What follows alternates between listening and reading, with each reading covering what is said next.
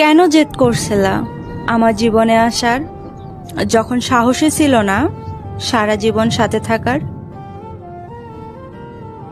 গল্প তো সবারই থাকে, কারো ইতিহাস, কারো আবার দীর্ঘশ্বাস। ধৈর্যহীন মেয়েটাও একসময় ধৈর্যশীল হয়ে যায়, রাগী মেয়েটাও একসময় শান্ত হয়ে যায়, অল্প আঘাতের কান্না করে মেয়েটাও একসময় কান্না করা বন্ধ করে দেয়, সবসময় বকবক করে মেয়েটাও একসময় চুপ হয়ে যায়। পার্থক্য শুধু সময়ের। সময় মানুষকে অনেক কিছু শিখিয়ে দেয়। সব থেকে বেশি খারাপ তো তখনই লাগে যখন পরিস্থিতি বুঝেও কাছের মানুষগুলো খারাপ আচরণ করে। মুখ দেখে নয়, ব্যবহার দেখে মানুষ চিনুন, কারণ চিনি আর লবণের রং একই হলেও স্বাদ কিন্তু আলাদা আলাদা। হাসি মুখে সবকিছু মেনে নিলাম, কোনো একদিন না হয় মৃত্যুটাকেও মেনে নিব। প্রিয়, যেদিন তুমি আমায় ছেড়ে চলে গেছো, ওই দিন রাতে চোখের পানিগুলো যদি আমার তুমি দেখতে, সমাজের সব নিয়ম ভেঙে তুমি আমাকে তোমার করে নিতে। কারণ ভাঙা হৃদয় থেকে বের হওয়া কষ্ট আল্লাহর আরশ কাঁপিয়ে দেয়। কারো মনে এতটা কষ্ট দিও না যে আল্লাহর কাছে তোমার নাম নিয়ে কান্না করে দেয়।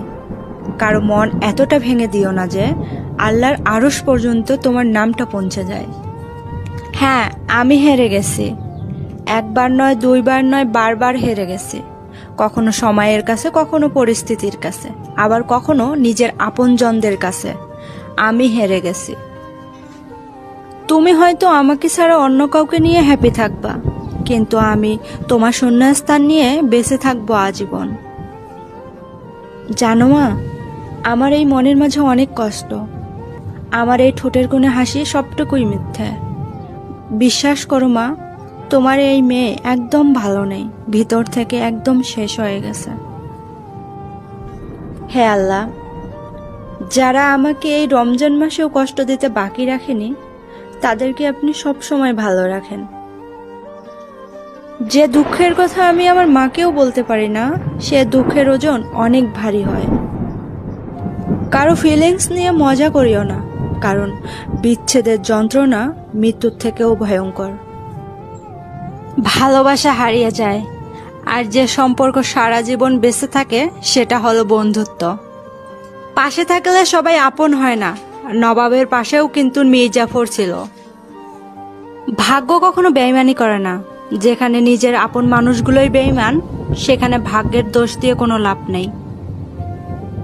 সময়ের পরিস্থিতি আমাকে একটা শিক্ষা দিয়েছে, পরিচয় সবার সাথে রাখবা, কিন্তু সম্পর্ক কারোর সাথে না। সময় বদলে যাবে, কিন্তু আঘাত করা মানুষের কথাগুলো সব সময় মনে থাকবে।